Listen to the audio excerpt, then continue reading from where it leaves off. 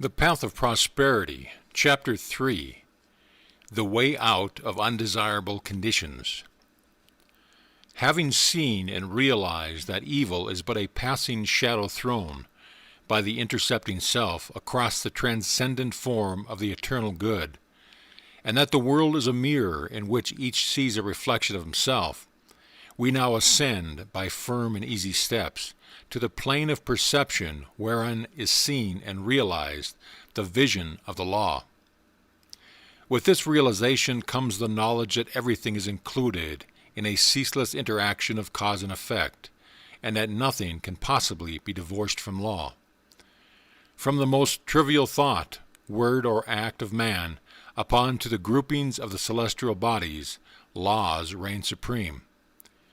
No arbitrary condition can, even for one moment, exist, for such a condition would be a denial and an annihilation of law. Every condition of life is, therefore, bound up in an orderly and harmonious sequence, and the secret and cause of every condition is contained within itself. The law, whatsoever a man sows, that shall he also reap, is inscribed in flaming letters upon the portal of eternity, and none can deny it, none can cheat it, and none can escape it. He who puts his hand in the fire must suffer the burning until such time as it has worked itself out, and neither curses nor prayers can avail to alter it. And precisely the same law governs the realm of mind. Hatred, anger, jealousy, envy, lust, covetousness, all these are fires which burn, and whoever even so much as touches them must suffer the torments of burning. All these conditions of mind are rightfully called evil, for they are the efforts of the soul to subvert, in its ignorance, the law, and they, therefore, lead to chaos and confusion within, and are sooner or later actualized in the outward circumstances as disease, failure, and misfortune, coupled with grief, pain, and despair. Whereas love, gentleness, goodwill, purity are cooling airs which breathe peace upon the soul that woes them, and being in harmony with the eternal law, they become actualized in the form of health, peaceful surroundings, and undeviating success and good fortune. A thorough understanding of this great law which permeates the universe leads to the acquirement of that state of mind known as obedience. To know that justice, harmony, and love are supreme in the universe is likewise to know that all adverse and painful conditions are the result of our own disobedience to that law. Such knowledge leads to strength and power, and it is upon such knowledge alone that a true life and an enduring success and happiness can be built. To be patient under all circumstances, and to accept all conditions as necessary factors in your training. It is to rise superior to all painful conditions, and to overcome them with an overcoming which is sure, and which leaves no fear of their return, for by the power of obedience to law they are utterly slain. Such an obedient one is working in harmony with the law, has in fact identified himself with the law, and whatsoever he conquers forever. Whatsoever he builds can never be destroyed. The cause of all power, as of all weakness, is within. The secret of all happiness, as of all misery, is likewise within. There is no progress apart from unfoldment within, and no sure foothold of prosperity or peace except by orderly advancement in knowledge. You say you are chained by circumstances. You cry out for better opportunities, for a wider scope, for improved physical conditions, and perhaps you inwardly curse the fate that binds you hand and foot. It is for you that I write. It is for you that I speak. Listen and let my words burn themselves into your heart, for that which I say to you is truth. You may bring about the improved condition in your outward life which you desire, if you will unswervingly resolve to improve your inner life. I know this pathway looks barren at its commencement, truth always does, It is only error and delusion which are at first inviting and fascinating. But if you undertake to walk it, if you perseveringly discipline your mind, eradicating your weakness and allowing your soul forces and spiritual powers to unfold themselves, you will be astonished at the magical changes which will be brought about into your outward life. As you proceed, golden opportunities will be strewn across your path, and the power and judgment to properly utilize them will spring up within you. Genial friends will come unbidden to you. Sympathetic souls will be drawn to you as the needle is to the magnet, and books and all outward aids that you require will come to you unsought. Perhaps the chains of poverty hang heavily upon you, and you are friendless and alone. And you long with an intense longing that your load might be lightened, but the load continues, and you seem to be enveloped in an ever-increasing darkness. Perhaps you complain, you bewail your lot, you blame your birth, your parents, your employer, or the unjust powers who have bestowed upon you so undeservedly poverty and hardship, and upon another affluence and ease. Cease your complaining and fretting. None of these things which you blame are the cause of your poverty. The cause is within yourself, and where the cause is, there is the remedy. The very fact that you are a complainer shows that you deserve your lot, shows that you lack the faith which is the ground of all effort and progress. There is no room for a complainer in the universe of law, and worry is soul suicide. By your very attitude of mind, you are strengthening the chains which bind you, and are drawing about you the darkness by which you are enveloped. Alter your outlook upon life, and your outward life will alter. Build yourself up in the faith and knowledge, and make yourself worthy of better surroundings and wider opportunities. Be sure, first of all, that you are making the best of what you have. Do not delude yourself into supporting that you can step into greater advantages whilst overlooking smaller ones. For if you could, the advantage would be impermanent, and you would quickly fall back again in order to learn the lesson which you had neglected. As a child at school must master one standard before passing into the next, so before you can have that greater good which you desire, must you faithfully employ that which you already possess. The parable of the talents is a beautiful story, and illustrates this truth. For does it not plainly show that if we misuse, neglect, or degrade that which we possess, be it ever so mean and insignificant, even that little will be taken away from us, for by our conduct we show that we are unworthy of it. Perhaps you are living in a small cottage and are surrounded by unhealthy and vicious influences. You desire a larger and more sanitary residence. Then you must fit yourself for such a residence by first at all making your cottage as far as possible a little paradise. Keep it spotlessly clean. Make it look as pretty and sweet as your limited means will allow. Cook your plain food with all care and arrange your humble table as tastefully as you possibly can. If you cannot afford a carpet, let your rooms be carpeted with smiles and welcome, fastened down with the nails of kind words, driven in with the hammer of patience. Such a carpet will not fade in the sun, and constant use will never wear it away. By so ennobling your present surroundings, you will rise above them, and above the need of them, and at the right time you will pass on into the better house and surroundings which you have all along been waiting for, and which you have fitted yourself to occupy. Perhaps you desire more time for thought and effort, and feel that your hours of labor are too long and hard. Then see to it that you are utilizing to the fullest possible extent what little spare time you have.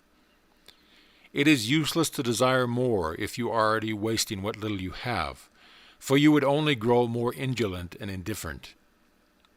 Even poverty and lack of time and leisure are not the evils that you imagine they are. And if they hinder you in your progress, it is because you have clothed them in your own weakness, and the evil that you see in them is really in yourself.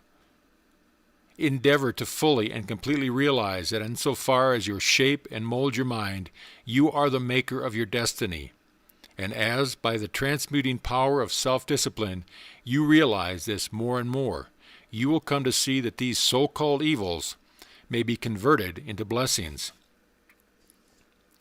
You will then utilize your poverty for the cultivation of patience, hope, and courage, and your lack of time in the gaining of promptness of action and decision of the mind, by seizing the precious moments as they present themselves for your acceptance. As in the rankest soil the most beautiful flowers are grown, so in the dark soil of poverty the choicest flowers of humanity have developed and bloomed. Where there are difficulties to cope with and unsatisfactory conditions to overcome, there virtue must flourish and manifest its glory. It may be that you are in the employ of a tyrannical master or mistress, and you feel that you are harshly treated. Look upon this also as necessary to your training. Return your employer's unkindness with gentleness and forgiveness. Practice unceasingly patience and self-control. Turn the disadvantage to account by utilizing it for the gain of mental and spiritual strength. And by your silent example and influence, you will thus be teaching your employer, will be helping him to grow ashamed of his conduct, and will at the same time be lifting yourself up to that height of spiritual attainment by which you will be enabled to step into a new and more congenial surroundings at the time when they are presented to you. Do not complain that you are a slave, but lift yourself up by noble conduct above the plane of slavery. Before complaining that you are a slave to another, be sure that you are not a slave to yourself. Look within, look searchingly, and have no mercy upon others. You will find there perchance slavish thoughts, slavish desires, and in your daily life and conduct slavish habits. Conquer these. Cease to be a slave to yourself, and no man will have the power to enslave you. As you overcome self, you will overcome all adverse conditions, and every difficulty will fall before you. Do not complain that you are oppressed by the rich. Are you sure that if you gained riches you would not be an oppressor yourself? Remember that there is the eternal law, which is absolutely just, and that he who oppresses today must himself be oppressed tomorrow, and from this there is no way of escape. And perhaps you, yesterday in some former existence, were rich and an oppressor, and that you are now merely paying off the debt which you owe to the great law. Practice, therefore, fortitude and faith. Dwell constantly in mind upon the eternal justice, the eternal good. Endeavor to lift yourself above the personal and the transitory into the impersonal and permanent. Shake off the delusion that you are being injured or oppressed by another, and try to realize by a profounder comprehension of your inner life and the laws which govern that life, that you are only really injured by what is within you. There is no practice before degrading, debasing, and soul-destroying than that of self-pity. Cast it out from you. While such a canker is feeding upon your heart, you can never expect to grow into a fuller life. Cease from the condemnation of others, and begin to condemn yourself. Condone none of your acts, desires, or thoughts that will not bear comparison with spotless purity or endure the light of sinless good. By so doing, you will be building your house upon the rock of the eternal, and all that is required for your happiness and well-being will come to you in its own time. There is positively no way of permanently rising above poverty or any undesirable condition except by eradicating those selfish and negative conditions within, of which those are the reflection and by virtue of which they continue. The way to true riches is to enrich the soul by the acquisition of virtue. Outside of real heart virtue there is neither prosperity nor power, but only the appearance of these. I am aware that men make money who have acquired no measure of virtue and have little desire to do so. But such money does not constitute true riches, and its possession is transitory and feverish. Here is David's testimony. For I was envious at the foolish when I saw the prosperity of the wicked. Their eyes stand out with fatness. They have more than heart could wish. Verily I have cleansed my heart in vain and washed my hands in innocence, when I thought to know this to be too painful to me, until I went into the sanctuary of God. Then understood I their end. The prosperity of the wicked was a great drought to David until he went into the sanctuary of God, and then he knew their end. You likewise may go into that sanctuary. It is within you. It is that state of consciousness which remains when all that is sordid and personal and impermanent is risen above, and universal and eternal principles are realized. That is the God state of consciousness. It is the sanctuary of the Most High. When by long strife and self-discipline you have succeeded in entering the door of that holy temple, you will perceive with unobstructed vision the end and fruit of all human thought and endeavor, both good and evil. You will no longer relax your faith when you see the immoral man accumulating outward riches, for you will know that he must come again to poverty and degradation. The rich man who is barren of virtue is, in reality, poor, and as surely as the waters of the river are drifting to the ocean, so surely is he, in the midst of all his riches, drifting towards poverty and misfortune. And though he die rich, yet must he return to reap the bitter fruit of all his immorality. And though he became rich many times, yet as many times must he be thrown back into poverty, until, by long experience and suffering, he conquers the poverty within. But the man who is outwardly poor, yet rich in virtue, is truly rich. And in the midst of all his poverty he is surely traveling towards prosperity, and abounding joy and bliss await his coming. If you would become truly and permanently prosperous, you must first become virtuous. It is therefore unwise to aim directly at prosperity, to make it one's object of life, to reach out greedily for it. To do this is to ultimately defeat yourself. But rather aim at self-perfection. Make useful and unselfish service the object of your life, and ever reach out hands of faith towards the supreme and unalterable good. You say you desire wealth, not for your own sake, but in order to do good with it and to bless others. If this is your real motive in desiring wealth, then wealth will come to you. For you are strong and unselfish indeed if, in the midst of riches, you are willing to look upon yourself as a steward and not an owner. But examine well your motive, for in the majority of instances where money is desired for the admitted object of blessing others, the real underlying motive is a love of popularity and a desire to pose as a philanthropist or reformer. If you are not doing good with what little you have, depend upon it, the more money you got, the more selfish you would have become, and all the good you appeared to do with your money, if you attempted to do any, would be so much insinuating self-laudation. If your real desire is to do good, there is no need to wait for money before you do it. You can do it now, this very moment, and just where you are. If you are really so unselfish as you believe yourself to be, you will show it by sacrificing yourself for others now. No matter how poor you are, there is room for self-sacrifice, for did not the widow put all hers into the treasury? The heart that truly desires to do good does not wait for money before doing it, but comes to the altar of sacrifice, and leaving there the unworthy elements of self, goes out and breathes upon neighbor and stranger, friend and enemy alike, the breath of blessedness. As the effect is related to the cause, so is prosperity and power related to the inward good, and poverty and weakness to the inward evil.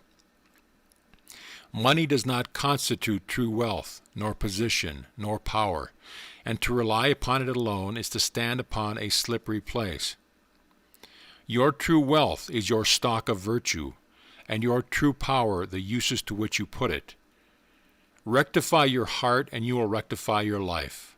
Lust, hatred, anger, vanity, pride, covetousness, self-indulgence, self-seeking, obstinacy, all these are poverty and weakness, whereas love, purity, gentleness, meekness, compassion, generosity, self-forgetfulness, and self-renunciation, All these are wealth and power. As the elements of poverty and weakness are overcome, an irresistible and all-conquering power is evolved from within, and he who succeeds in establishing himself in the highest virtue brings the whole world to his feet. But the rich as well as the poor have their undesirable conditions, and are frequently farther removed from happiness than the poor. And here we see how happiness depends, not upon outward aids or possessions, but upon the inward life. Perhaps you are an employer, and you have endless trouble with those whom you employ. And when you do get good and faithful servants, they quickly leave you. As a result, you begin to lose or have completely lost your faith in human nature. You try to remedy matters by giving better wages and by allowing certain liberties, yet matters remain unaltered. Let me advise you. The secret of all your trouble is not in your servants, it is in yourself. And if you look within with a humble and sincere desire to discover and eradicate your error, you will, sooner or later, find the origin of all your unhappiness. It may be some selfish desire, or lurking suspicion, or unkind attitude of mind which sends out its poison upon those about you, and reacts upon yourself, even though you may not show it in your manner or speech. Think of your servants with kindness. Consider of them that extremity of service which you yourself would care to perform if you were in their place. Rare and beautiful is that humility of soul by which a servant entirely forgets himself and his master's good. But far rarer and beautiful with the divine beauty is that nobility of soul by which a man, forgetting his own happiness, seeks the happiness of those who are under his authority, and who depend upon him for their bodily sustenance. And such a man's happiness is increased tenfold, nor does he need to complain of those whom he employs. Said a well-known and extensive employer of labor who never needs to dismiss an employee, "I have always had the happiest relationships with my workplace." If you ask me how it was accounted for, I can only say that it has been my aim from the first to do to them as I wish to be done by me. Herein lies the secret for which all desirable conditions are secured, and all that are undesirable are overcome. Do you say that you are lonely and unloved, and have not a friend in the world? Then, I pray you, for the sake of your own happiness, blame nobody but yourself. Be friendly towards others, and friends will soon flock around you. Make yourself pure and lovable, and you will be loved by all. Whatever conditions are rendering your life burdensome, you may pass out and beyond them by developing and utilizing within you the transforming power of self-purification and self-conquest. Be it the poverty which galls, and remember that the poverty upon which I have been dilating is that poverty which is the source of misery, and not that voluntary poverty which is the glory of emancipated souls, or the riches which burden, or the many misfortunes, grief, and annoyances which form the dark background in the web of life. You may overcome them by overcoming the selfish elements within which gives them life. It matters not that by the unfailing law there are past thoughts and acts to work out and to atone for, as by the same law we are setting in motion during every moment of our life fresh thoughts and acts, and we have the power to make them good or ill. Nor does it follow that if a man, reaping what he has sown, must lose money or forfeit position, and it is in these that his wealth and power and happiness are to be found. He who clings to self is his own enemy and is surrounded by enemies. He who relinquishes self is his own savior and is surrounded by friends like a protecting belt. Before the divine radiance of a pure heart all darkness vanishes and all clouds melt away. And he who has conquered self has conquered the universe. Come, then, out of your poverty, come out of your pain, come out of your trouble, and sighing and complaining and heartaches, and loneliness by coming out of yourself. Let the old tattered garment of your petty selfishness fall from you, and put on the new garment of universal love. You will then realize the inward heaven, and it will be reflected in all your outward life. He who sets his foot firmly upon the path of self-conquest, who walks, aided by the staff of faith, the highway of self-sacrifice, will assuredly achieve the highest prosperity and will reap abounding and enduring joy and bliss. Verse: To them that seek the highest good, all things subserve the wisest ends. Naught comes as ill and wisdom lends wings to all shapes of evil brood. The darkening sorrow veils a star that waits to shine with gladsome light. Hell waits on heaven, and after night comes golden glory from afar. Defeats are steps by which we climb with purer aim to nobler ends. Loss leads to gain, and joy attends true footsteps up the hill of time. Pain leads to paths of holy bliss, to thoughts and words and deeds divine, and clouds that gloom and rays that shine along life's upward highway kiss. Misfortune does but cloud the way, whose end and summit in the sky of bright success, sun-kissed and high, awaits our seeking and our stay. The heavy pale of doubts and fears that clouds the valleys of our hopes, the shades with which the spirit copes the bitter harvesting of tears. The heartaches, miseries, and griefs, the bruising born of broken ties, all these are steps by which we rise to living ways of sound beliefs. Love, pitying, watchful, runs to meet the pilgrim from the land of fate. All glory and all good await the coming of obedient feet. End of verse.